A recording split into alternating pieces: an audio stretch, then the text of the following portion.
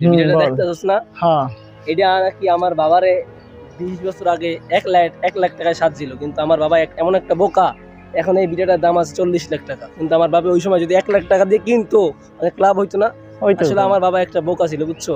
ঠিক কথাই বলছিস। তোর বাবা ওই সময় যদি 1 লাখ টাকা কিনতো, এখন তো 40 লাখ টাকায় বেচতে পারতো। কত তো লাভ হইতো। এখন তো তোর কোনো চিন্তাই থাকতো না।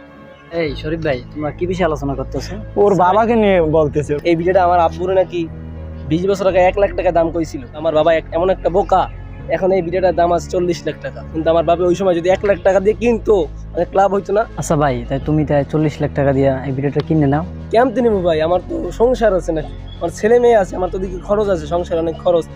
কিন্তু এখন তো আমার এই 40 লাখ টাকা তো মুখের ব্যাপার না রে ভাই। আচ্ছা ঠিক আছে ভাই, তোমরা ছোট ছিলা, তোমরা 4 ভাই বোন ছিলা, তখন তোমার বাবা দিন মজুর কাজ করতো, তখন তোমাদেরকে লেখাপড়া করাইতো, লেখাপড়া অনেক খরচ ছিল। কেমনে তোমাদের বাবা এই 1 লাখ টাকা দিয়ে জমিটা কিনতো? এখন যেমন তোমার 2টা ছেলে সন্তান তুমি লেখাপড়াতে করাইতে এত কষ্ট হইতে আছে, তুমি 20 লাখ টাকা দিয়ে কিনতে পারো না।